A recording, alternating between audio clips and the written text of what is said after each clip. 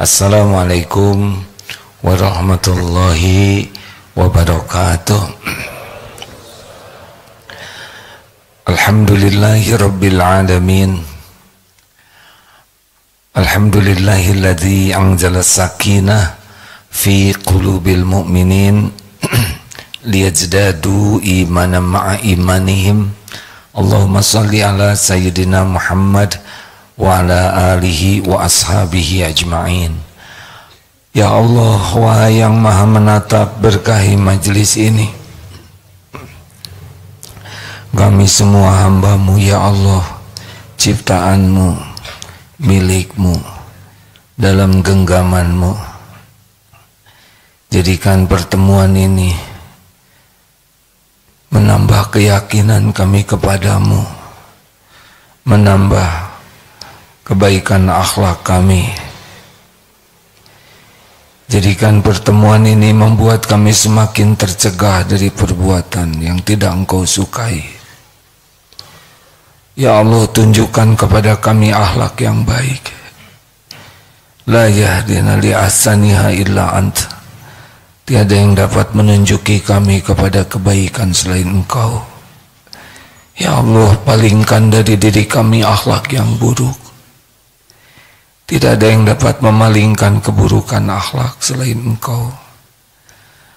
Allahumma inna na'udzubika min munkaratil akhlak wal a'mal wal ahwa wal adwa. Ya Allah, kami berlindung kepadamu dari mungkarnya akhlak, amal, hawa nafsu dan penyakit. Allahumma ati nufusana taqwaha wa zakkiha anta khairu man zakaha anta waliyuha wa maulaha. Duhai Allah, berikan kepada kami jiwa yang takwa. Bersihkan jiwa kami ini. Tiada yang dapat membersihkan jiwa ini selain Engkau. Engkaulah pelindung dan penolong jiwa ini. Allahumma inna nas'aluka ilman nafi'an wa rizqan thayyiban wa amalan mutaqabbalan. Ya Rabb, kami mohon kepadamu ilmu yang manfaat, rezeki yang baik, amal yang Kau terima. Taqabbal minna ya karim, innaka antas sami'ul alim. Kabulkan ya Allah, sesungguhnya Engkau maha mendengar lagi maha mengetahui segala-galanya. Amin ya rabbal alamin. Enaknya kita ada Allah subhanahu wa ta'ala maaf, yang maha dekat, maha mendengar, maha baik, maha mengabulkan doa. Rugi kalau kita tidak doa, karena tidak ada satupun kebaikan yang bisa kita lakukan kalau tidak ditolong oleh Allah subhanahu wa ta'ala. Makin banyak doa, makin baik. Allah tidak pernah bosan mendengarkan, bahkan Allah suka, karena doa adalah ibadah. Ad-du'a huwal ibadah. Doa itu ibadah. Masya Allah. Apa kabar hadirin? Rasanya lama tidak ketemu ya. Ya, baru tugas di Australia kemarin. Alhamdulillah, ada 2 pekan. Alhamdulillah. Well, now we are going to talk in Indonesian. Ya. Ini Bapak masa keemasan terbaru. Acungkan tangan masa keemasan. Masya Allah, alhamdulillah. Santri baru. Terima kasih. Selamat datang Pak. Ada lagi tamu, ada apa? Ini yang mau ke Jepang bukan? Doro Kolbiah. Masya Allah, alhamdulillah. Mana Doro Kolbiah santri lainnya? Alhamdulillah 1 bulan. Bapak 40 hari. Ada santri yang lama-lama ini apa? SMA lupa ngajeng. Ya sudah. Terima kasih. Baik, kali ini kita akan membahas sesuatu yang bisa membuat kita lebih tenang. Belajar bicara itu mudah, tapi belajar diam tidak mudah. Benar?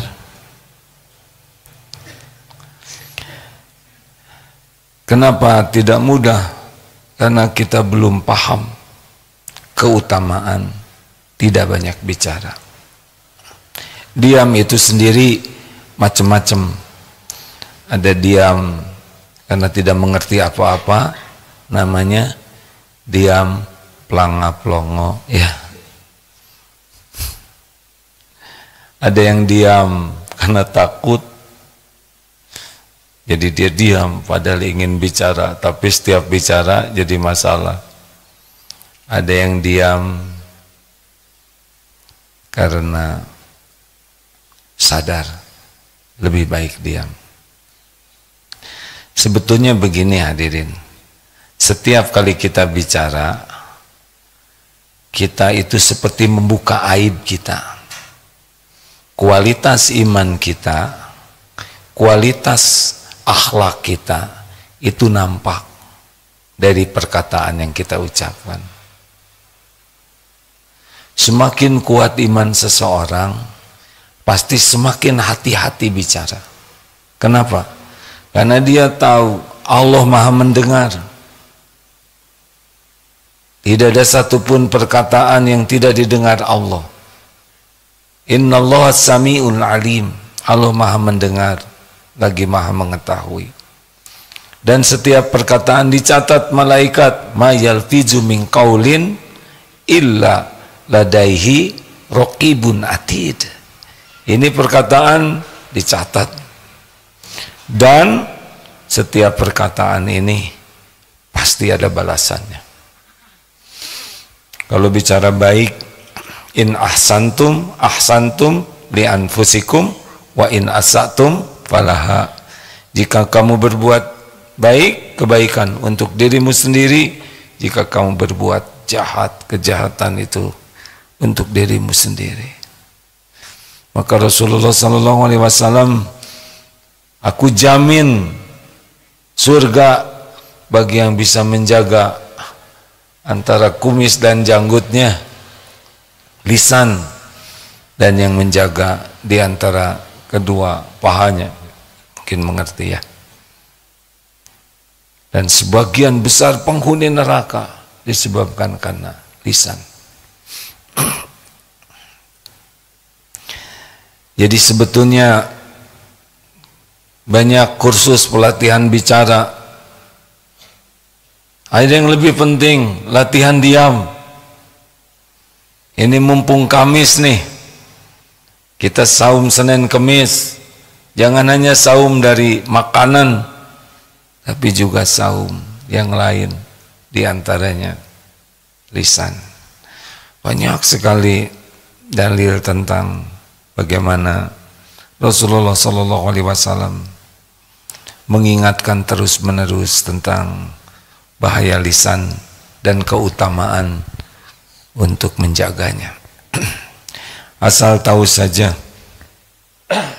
saya mohon maaf ya, suaranya sedang kurang jernih.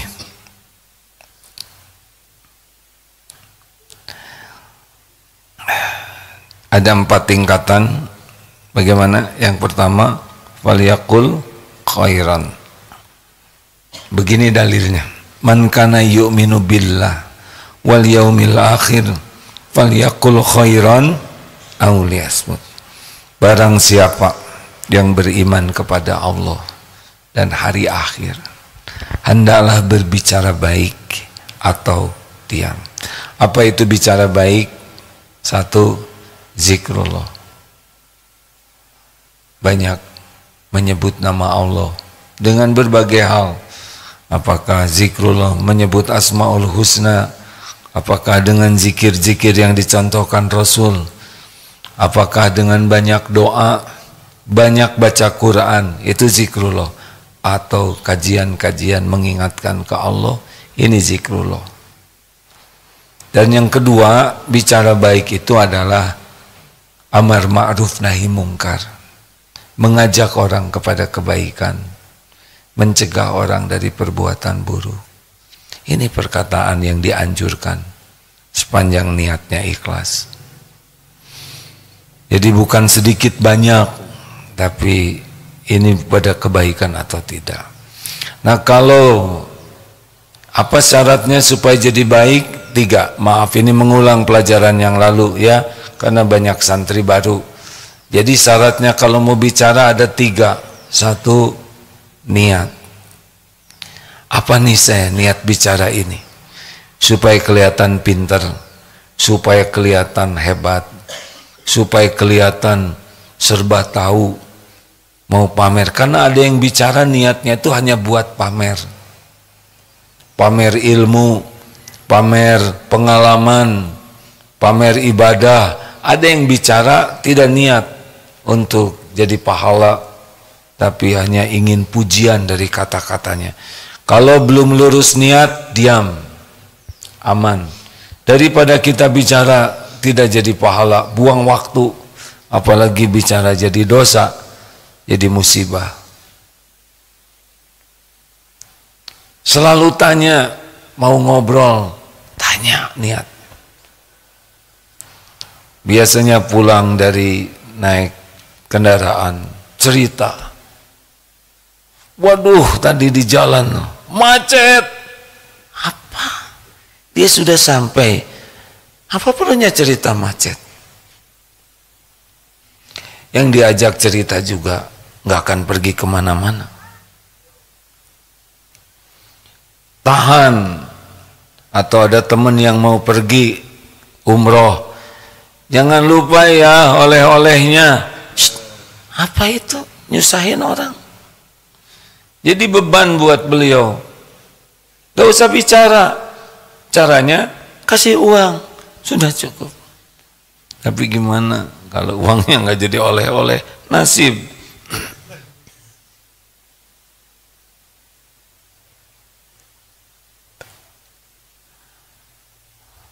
Jangan sembarang bicara, jangan juga sembarang ditanya. Bagaimana Pak masa lalu Bapak? Mau apa nanya masa lalu? Gaji berapa Bapak kelihatannya? Mau apa nanya gaji? Kan teman punya motor, ini cash atau nyicil? Untuk apa? Kecuali mau dilunasi. Saudara sekolahnya di mana? Mau apa? Kalau nggak ada perlunya diam. Harus jelas dulu nih niatnya apa bicara.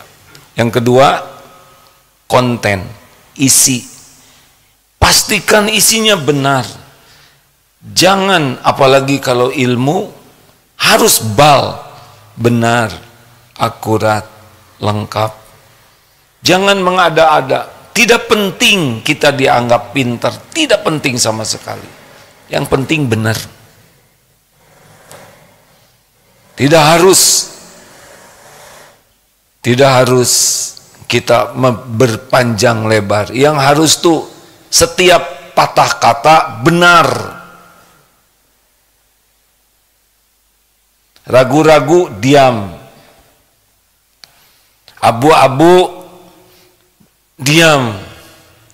Kalau tidak tahu saja. Tidak harus kita menjawab semua pertanyaan. Malah ulama besar itu kalau ditanya lebih banyak tidak tahunya. Padahal ilmunya luar biasa. Kita tidak ada yang nanya, malah menjelaskan.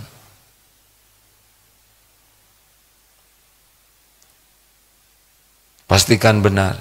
Biasanya kalau bicara itu 2 cirinya. Ilmu dan yang kedua berita. Tidak jauh, cuman itu. Kalau ilmu pastikan benarnya, kalau berita juga benar. Namanya bal, Pak, kalau di pesantren. Apa bal? Benar, akurat, lengkap. 3, apa yang ketiga? Dampak. Kita harus pastikan apa nih dampak dari perkataan ini. Pahala atau dosa? Orang jadi bahagia atau jadi sengsara? Orang jadi semangat atau jadi patah semangat?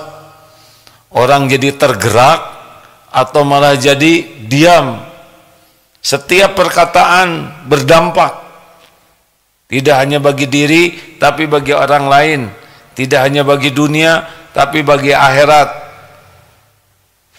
Pastikan apa nih dampaknya, karena ada celetak-celetuk. Cukup satu patah kata, tapi dampaknya bisa putus silaturahim.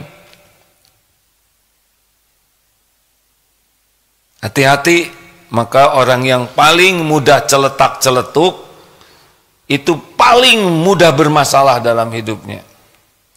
Asal tahu saja rekan-rekan, setan itu tidak pernah berhenti membisiki kita untuk bicara yang bisa jadi dosa. Minimal untuk membuat kita bicara sia-sia. Akan selalu dibisiki, ada ide saja untuk celetak-celetuk. Orang yang mudah celetak-celetuk sembarangan, itu sebetulnya orang yang rentan diperbudak setan.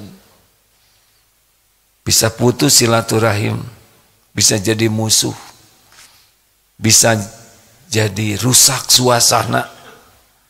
Sedang enak-enak, celetuk satu patah kata, bisa rusak suasana. Hati-hati, tahan sampai kita yakin kalau kita bicara manfaat, berpahala. Satu apa?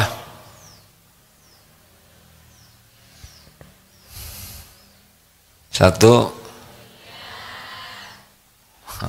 nadanya yang enak, santainya, niat. Nah, ternyata selain kata-kata, nada juga itu bermakna.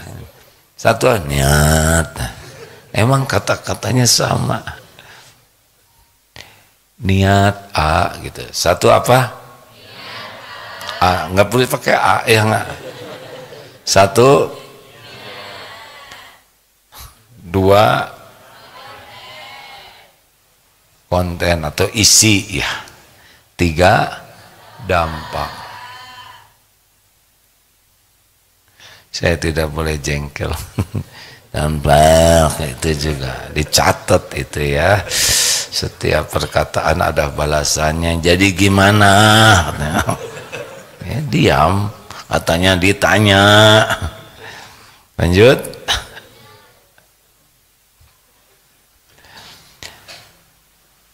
Ada 4 ciri kualitas seseorang dari perkataannya.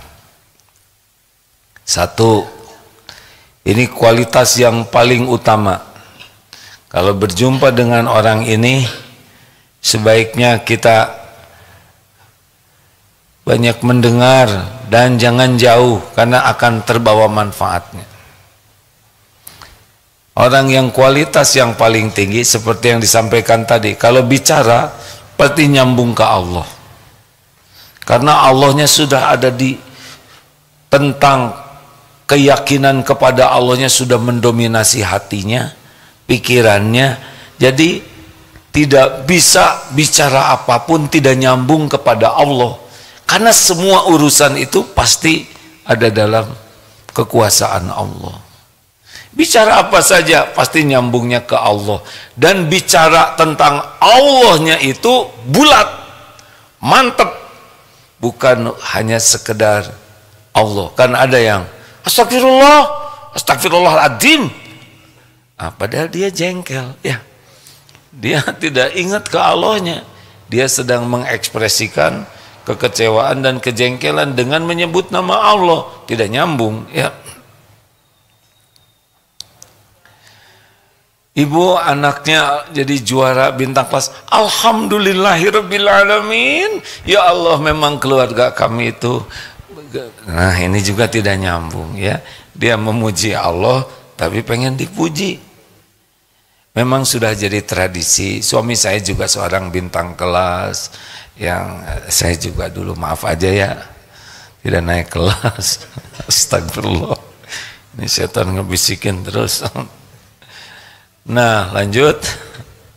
Astagfirullahaladzim. Yang ciri selanjutnya adalah kalau bicara ilmunya manfaat.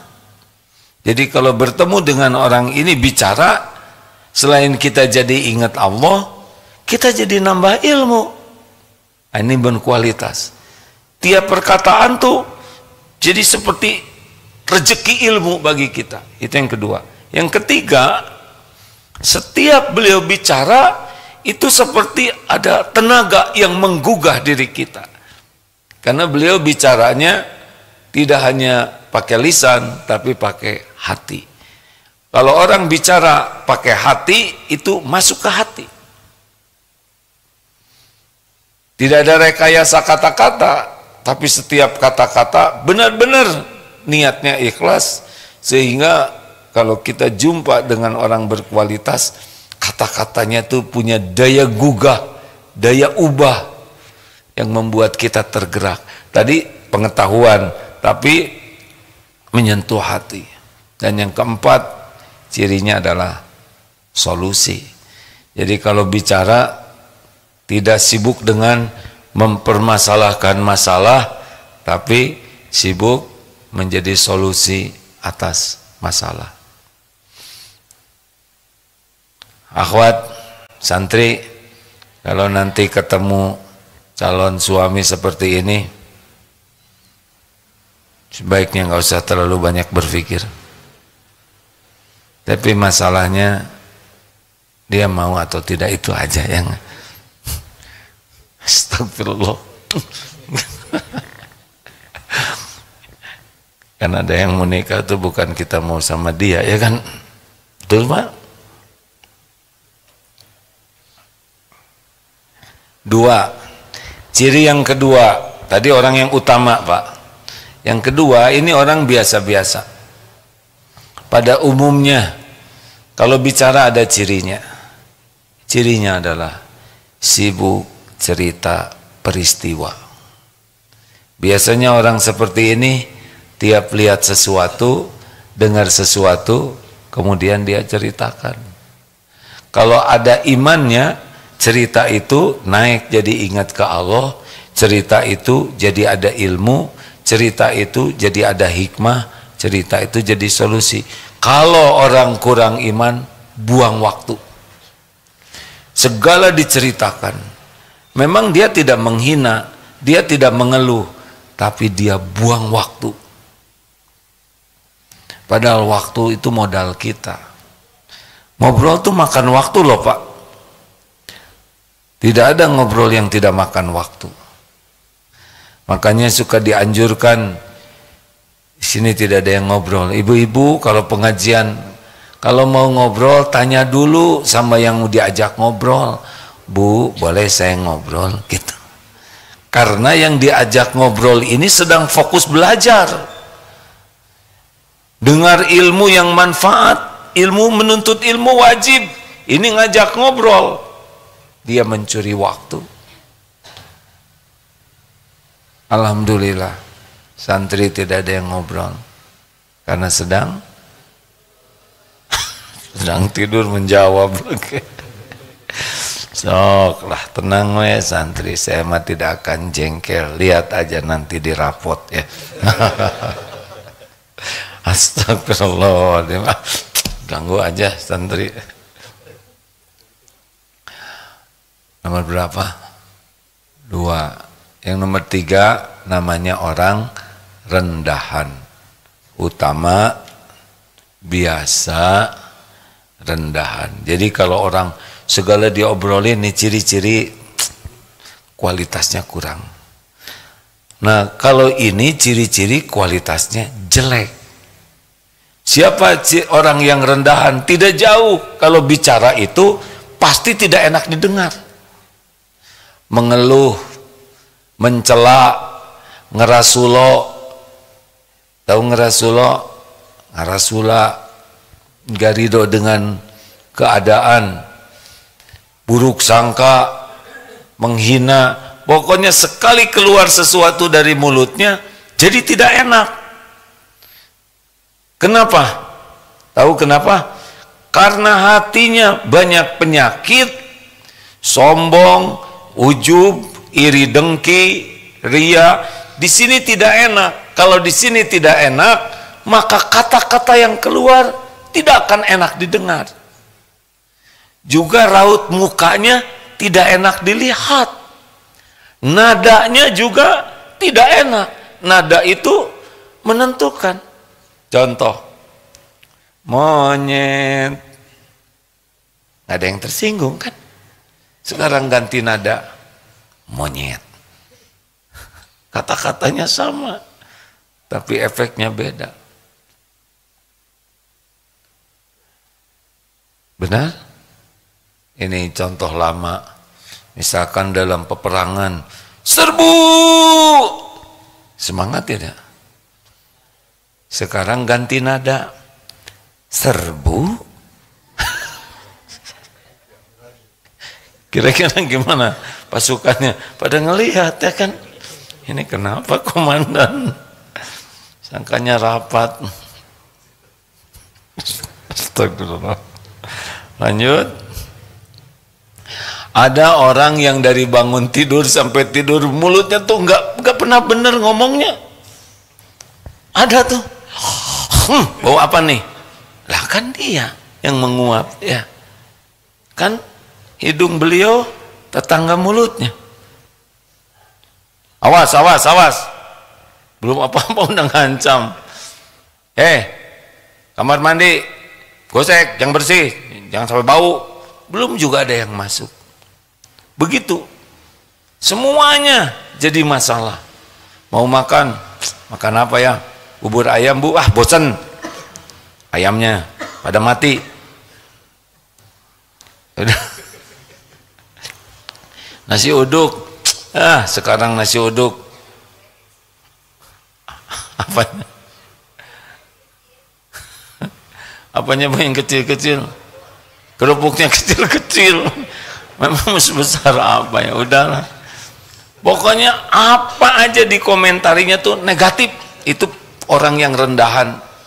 Walaupun pendidikannya tinggi, walaupun gelarnya banyak, tapi kalau komentarnya negatif aja, udah jelas itu hatinya negatif.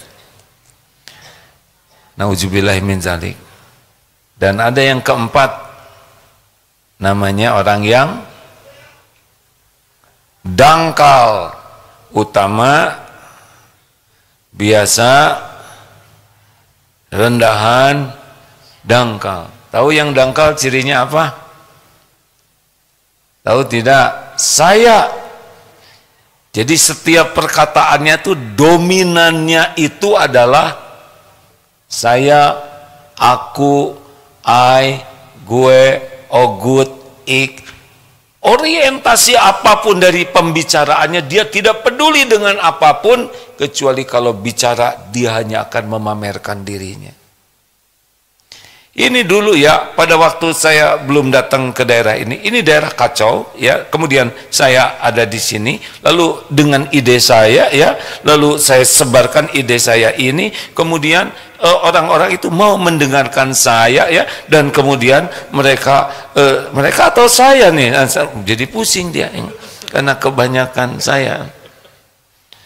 Itu anak buah saya, itu dulu, dia tuh pejabat tuh dulu anak buah saya tuh ya. Karena saya waktu itu buah mangga, jadi pusing begini hadirin. Ustadz Miftah udah terus. Oh, Masya Allah. Oh, nanti Pak Miftah di Masjid TSM juga ya?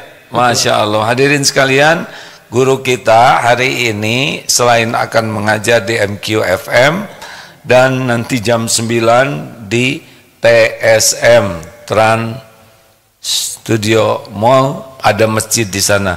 Nuhun pamiftah, semoga berkah ilmunya, diberikan usia panjang penuh dengan kebaikan, dan diberikan oleh Allah sehat lahir batin, nikmatnya ibadah, istiqomah dalam iman dan amal soleh, keluarga sakinah, anak-anak soleh solehah, dan senantiasa ada dalam perlindungan Allah di dunia wal akhirat. Amin ya rabbal alamin.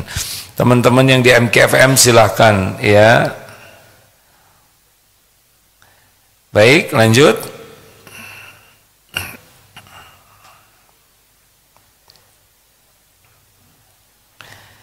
Maaf ya. Jadi juga di besok hari Ahad ya Pak Miftah Farid di Masjid Rahmatan lil Alamin. Oh maaf Pak, salah informasi. Di Masjid Rahmatan lil Alamin, kalau di Ustadz Mega ya.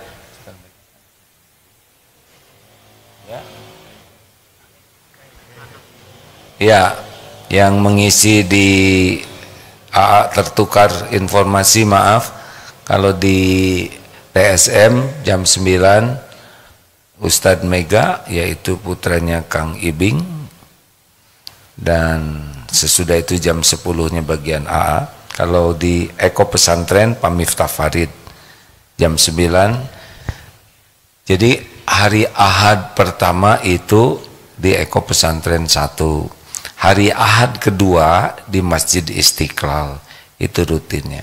Hari Ahad ketiga insya Allah di Tanah Suci, begitulah ya. Ada yang mau ikut?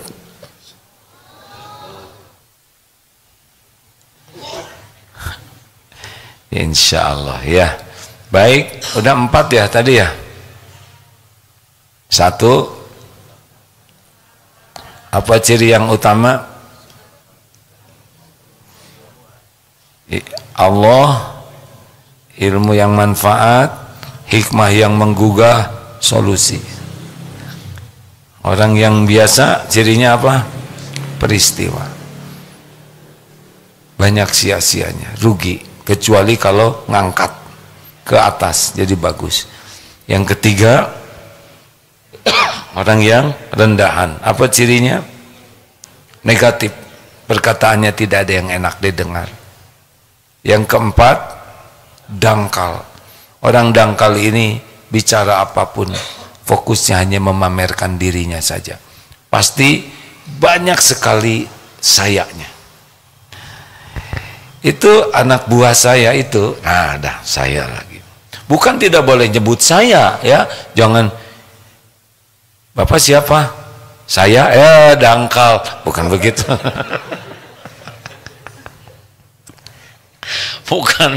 bukan ke pasar misalkan, ya sebut aja saya mau ke pasar, karena takut disebut dangkal, mau ke pasar, tidak juga begitu, yang normal saja. Kerasa kok kalau orang bicara untuk memamerkan dirinya tuh kerasa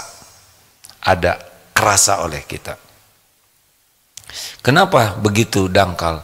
Karena dia kesibukannya itu ingin mengekspos dirinya saja, ilmunya, kedudukannya, hartanya, jabatannya, gelarnya.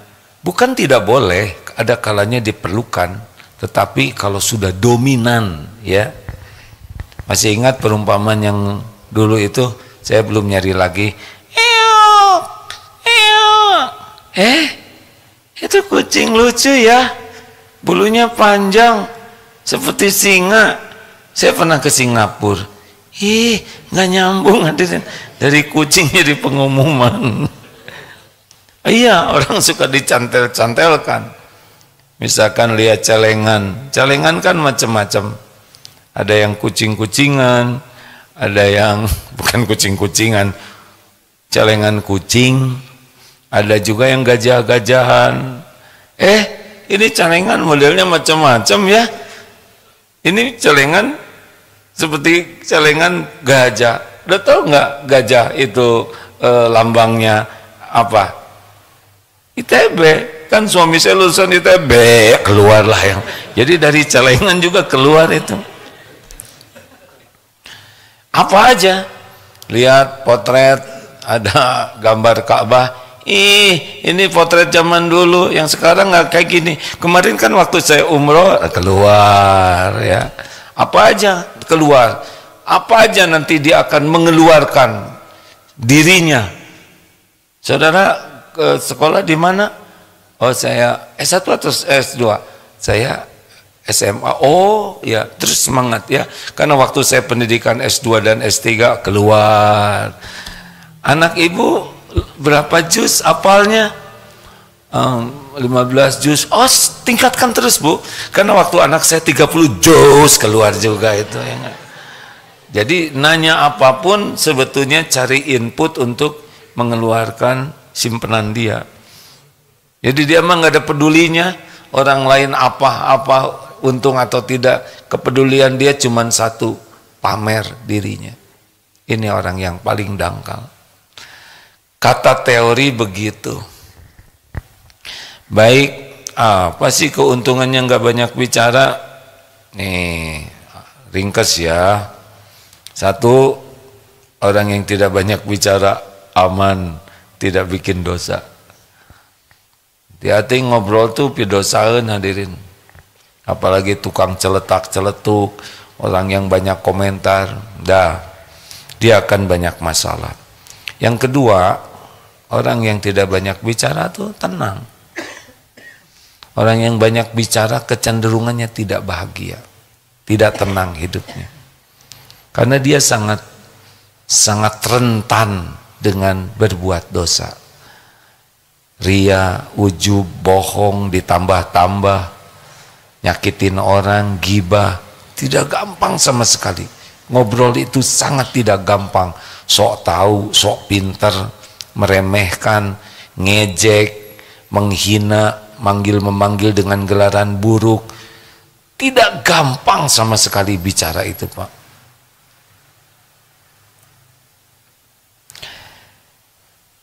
Jadi kalau jarang bisa menahan, kalau bisa menjaga lisan, kecenderungannya hidupnya lebih tenang. Lalu sejujurnya dia akan jadi lebih cerdas karena dia akan bisa menyimak. Coba aja sekarang ceramah, kemudian saudara juga bicara, tapi minimal ngomong sendiri, gak masuk ilmu ini, benar? Makanya orang-orang yang tidak banyak bicara dan menyimak itu terupgrade terus dirinya tuh. Tapi datang ke majelis taklim ngobrol gak dapat ilmu, enggak. Selain tidak dapat pahala juga. Apalagi selain lebih cerdas, lebih smart, orang yang bicaranya terbatas, hubungan sosialnya juga akan lebih disukai. Karena dia tidak menyakiti siapapun, tidak meremehkan siapapun. Pendiam itu, maaf ya, jarang jadi masalah. Yang banyak masalah itu yang banyak bicara. Ini lagi banyak bicara. Harus ekstra hati-hati. Kalau tidak, hampir aja nyebut fufu fafa. Saya tidak ngomong itu. Karena perkataan juga dan tulisan. Sekarang ini direkam. Banyak orang yang hati-hati karena rekaman. Pada setiap saat direkam juga oleh Allah, dicatat oleh malaikat, dan itu yang lebih efektif. Maka orang-orang yang bisa jaga lisan, hubungannya lebih baik, lebih disukai, tidak timbul masalah. Apalagi jelas orang yang terjaga lisan, dia lebih nikmat dalam ibadah, lebih mudah zikir. Kalau orang yang bicara banyak, hampir dapat dipastikan susah zikirnya, kecuali zikir untuk, ya tidak boleh suudon, tapi ada zikir acting nih, subhanallah, subhanallah, subhanallah, subhanallah. Jadi zikirnya juga bisa jadi bagian daripada, ya begitulah ya, untuk diakui sebagai ahli zikir. Lalu apalagi kalau kita tidak banyak bicara, hati kita jadi selamat dari penyakit-penyakit yang udah ada, tidak terekspos. Mau ujub tahan, mau menghina tahan. Jadi cenderung lebih sehat hati kita, karena sarana untuk berbuat mengekspresikan penyakit hati tidak ada. Kalau udah bicara, kita mau sombong, bicara keluar itu hasidin ida hasad. Tapi kalau kita tidak keluarkan, aman. Apalagi di antaranya kalau orang tidak banyak bicara, tidak boros waktu. Karena setiap bicara makan waktu, sedangkan waktu modal kita. Itu di antaranya. Nanti kita bahas lebih detail kalau ada kesempatan lain. Terima kasih. Ada pertanyaan? Silakan. Mau tanya? 1, 2, ya. Tunggu dulu. Mikrofonnya di sana, ya. Masih jauh, nanti disampaikan ke sini ya. Bismillahirrahmanirrahim. Assalamualaikum warahmatullahi wabarakatuh. Waalaikumsalam warahmatullahi wabarakatuh. Pernah nanya sebelumnya? Ya. Pernah ya? Ya. Ya. Saya ingin memperjelas lagi yang pertanyaan yang kemarin. Saya akan istikharah gitu, menunggu sesuatu yang ditunggukan. Nah, setelah jawaban dari istikharah, saya bermimpi bahwa tanggal yang saya nantikan 10 pas tahu 10 Oktober. Saya pikir bahwa 10 Oktober itu adalah 10 hari Sumpah Pemuda, jadi libur mungkin ya. 28 Oktober Sumpah Pemuda. Oh, salah. Bener ya? Tapi nggak apa-apa kalau mau tanggal 10 juga. Yang saya lupa, tahan dari mengomentari. Nah, bagaimana dengan jawaban tersebut? Kemudian pertanyaan yang kedua. Satu aja ya. Jawaban apa ya? Saya lupa. Nggak tahu juga. Saya karena agak banyak yang nanya, jadi lupa campur-campur. Saya lupa ini jawaban apa. Jawaban istikharah tentang pekerjaan kayak gitu. Tentang pekerjaan. Ya.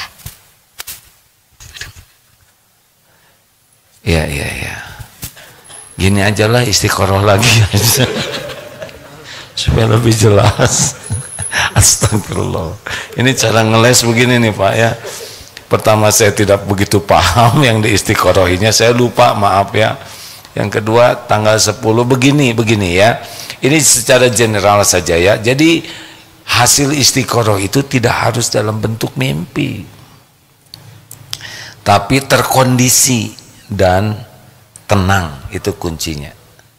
Jadi kalau mengarah kepada satu takdir ya, hati kita tuh dibuat tenang, apakah iya ataupun tidak, kita jadi tenang. Ini salah satu diantaranya.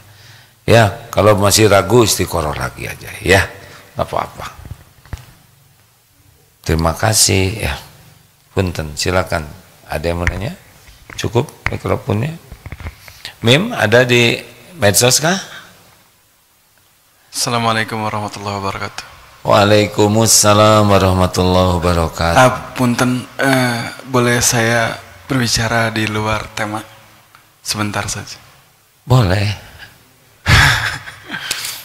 Saya perkenalkan diri dulu boleh? Boleh Pak. Saya Rahmat Ramadan. Rahmat Ramadan? Namanya Rahmat Ramadan, iya. Alhamdulillah. Saya dari Tangerang, dari tanggal 10 ke sini. Dari tanggal 10 ke sini, sampai sekarang. Saya ada niatan dari lama sih sebenarnya. Cuman baru kesininya saat ini bulan September kemarin. Alhamdulillah. Saya pengen Khidmat sama AA. Khidmat sama AA? Iya. Maksudnya gimana? Ya pengen, ya AA mau nugasin saya jadi apa juga nggak apa-apa gitu. Oh ya, terima kasih sebelumnya ya. Itu aja. Itu aja? Itu aja. Oh, alhamdulillah. Rahmat dari Tangerang. Tangerang. Sudah dari tanggal 10 di sini? Iya. Di mana di sini tinggal? Di bawah. Di bawah ya, Masya Allah. Ya, nanti sesudah ini kita diskusikan ya. Makasih ya. Alhamdulillah. Terima kasih Rahmat. Ada Mim? Cek bismillah. Izin ada pertanyaan dari Instagram. Ya. Assalamualaikum AA. Waalaikumsalam warahmatullahi wabarakatuh. Izin bertanya, kalau anak laki-laki dibawa sholat ke masjid baiknya usia berapa tahun ya A? Sebaiknya mah sedini mungkin supaya mengenal masjid ya, supaya hatinya tertambat ke masjid, supaya mengenal masjid, merasakan suasana masjid. Karena anak-anak itu generasi depan, masa depan Islam. Ini Masjid Darut Tauhid di Perth, namanya Al-Latif. Banyak yang datang dari berbagai suku bangsa. Ketika ditanya, ini maaf ya, apa adanya yang A dengar. Mengapa jauh-jauh 10 km? 10 km itu jauh ya kalau di Indonesia, tapi karena di sana pakai kendaraan jadi hitungannya menit, 10 menit, 5 menit, 7 menit. Kalau 1 kilometer itu semenit, ya seperti itulah hitungannya. Kenapa? Satu, katanya ya, wallahu alam, semoga tidak berlebihan. Karena sangat welcome. Jadi memang teman-teman yang khidmat di Al-Latif itu berusaha khidmat memuliakan para tamunya, tamu Allah yang datang ke masjid. Jadi mereka feel at home, merasa di rumahnya sendiri. Yang kedua, ramah anak. Jadi boleh bawa anak-anak. Kenapa? Karena anak-anak ini dari kecil harus mengenal masjid, dan ke depan mereka lah yang akan menjadi pemakmur masjid. Jadi kalau yang tua-tua saja ke masjid, yang tua kan pasti sepuh dan udahan ya kan. Nah kita harus siapkan generasi baru yang dari kecil sudah merasakan senangnya di masjid. Jauh lebih baik senang main di masjid daripada main di jalan. Kenapa? Bahaya ya kan, banyak kendaraan lalu lalang bisa celaka. Di masjid hanya tinggal di manage bagaimana waktu sholat. Ada yang mengajak anak-anak ini bisa beraktivitas yang tidak mengganggu ibadah, tidak mengganggu pengajian. Jadi kalau Aasis setujunya kalau bisa mah dari bayi aja ya, supaya kebawa berkahnya masjid. Lanjut, ada pertanyaan lain, Ibu? Iya. Itu bos. Ibu dulu yang. Oh, mau yang mana? Maaf ya, udah duluan ngacung. Assalamualaikum warahmatullahi wabarakatuh. Waalaikumsalam warahmatullahi wabarakatuh. Maaf ini saya peserta PMK 6. Yang ingin saya tanyakan, seandainya kita punya pasangan atau anak ya dalam satu keluarga. Jangan nyebut kita ya Bu ya, Ibu aja. Ya maaf, ini hanya sekedar bergurau, tetapi agak sensi juga Bu. Bagaimana dalam hubungan misalkan keluarga kita, loh saya bukan suami ya. Silakan Bu, maaf ya Bu. Iya. Misalnya kita punya kita lagi, saya punya pasangan atau mungkin anak ya, itu dia mempunyai sifat kolbun mayit. Bagaimana kita bisa bagaimana menyikapinya dan bagaimana mengobatinya? Baik. Terima kasih. Assalamualaikum warahmatullahi wabarakatuh. Ya, waalaikumsalam warahmatullahi wabarakatuh.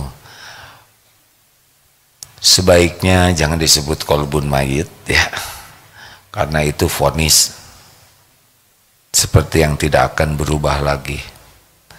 Sebaiknya bagaimana kalau ada seseorang belum bersih hatinya, gitu.